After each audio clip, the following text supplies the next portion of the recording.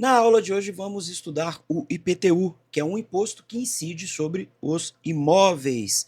E este imposto é muito importante você compreender a aplicação e o funcionamento dele para poder esclarecer aos seus clientes, para poder calcular custos, para poder inserir no anúncio e assim por diante. Este canal aqui é voltado para aulas para corretores de imóveis que estão estudando para se tornar corretores ou que acabaram de se formar como corretores. Mas o tema aqui pode te interessar também, caso você esteja pesquisando sobre o tema. Eu sou Thiago Giordani, sou corretor de imóveis, aqui é o canal MobBR e você vai considerando deixar um like no vídeo, se inscrever no canal enquanto a gente faz essa aula. Eu quero agradecer aqui a todos os alunos, hoje é o primeiro vídeo que eu estou gravando de 2026. São 5 aulas que eu preparei para vocês. Essa aqui é do IPTU, mas a seguinte vai falar do ITBI, outra vai falar do ITCMD, todos são impostos.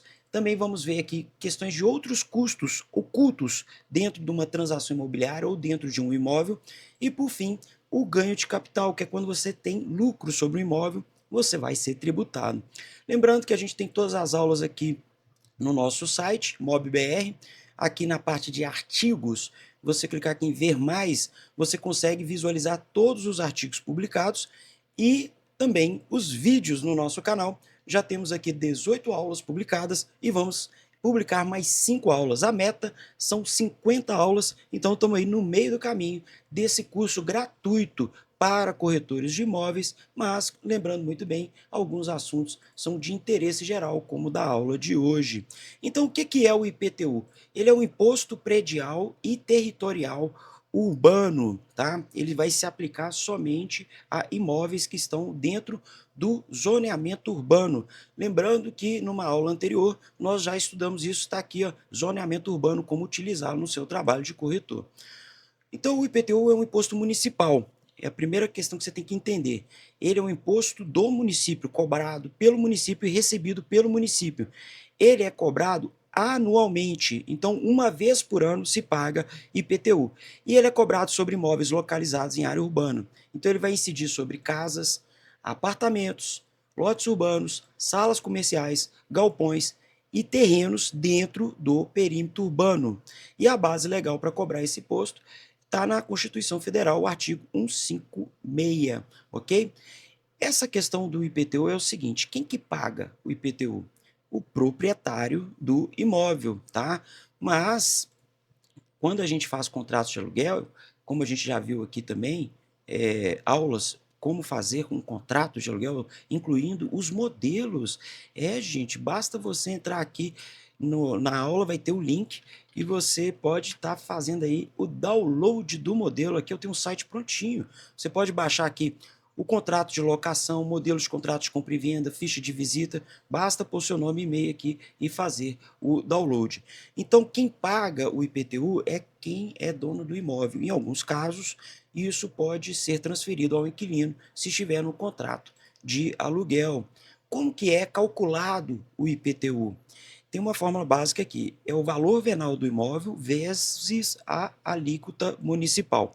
Aí tem um ponto também, cada município tem sua própria alíquota. Então, meu caro amigo corretor, você deve procurar se informar aí no seu município, no setor de tributação do seu município, ou na lei de diretrizes orçamentárias do seu município, ou também no plano diretor, que a gente já estudou aqui também, temos vídeo aí a respeito do plano diretor, como é e como utilizar.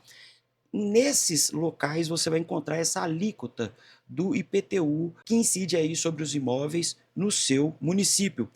O valor venal não é o valor de mercado, tem essa questão também. Vou explicar aqui um pouquinho melhor.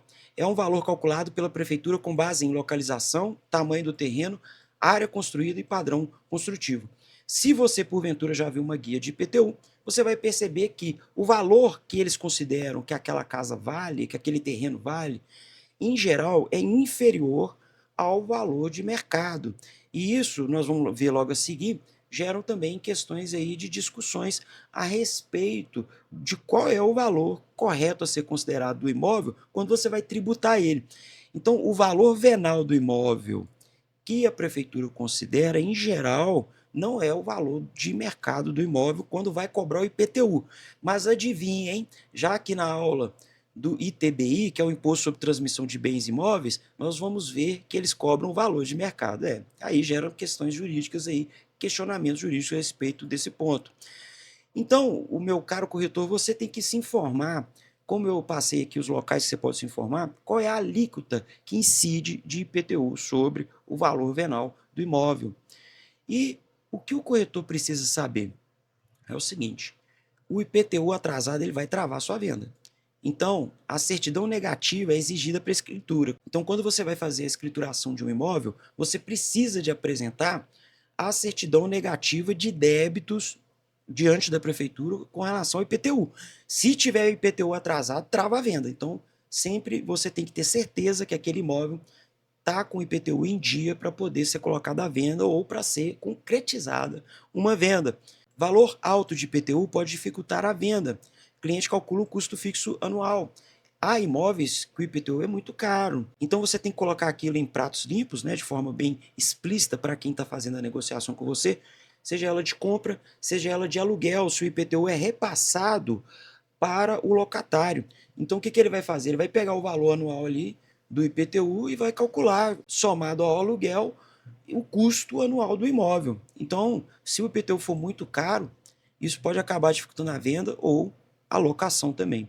Imóvel irregular paga IPTU diferente, tá? Então, construções não averbadas podem gerar problema. O que é isso? É o famoso puxadinho. Porque a prefeitura ela vai considerar a área construída dentro do seu lote ali, quando ela vai cobrar o IPTU. Olha aqui, ó, a área construída é um dos itens que ela leva em consideração.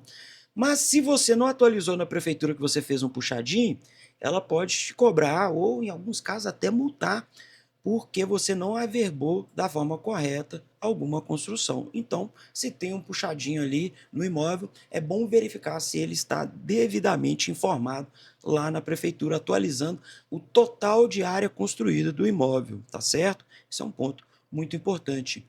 E, em alguns casos, a gente encontra o IPTU progressivo. Isso são projetos de alguns municípios. Voltando aqui, o IPTU é um imposto municipal. Então, cabe à Câmara Municipal de cada município legislar a respeito do assunto.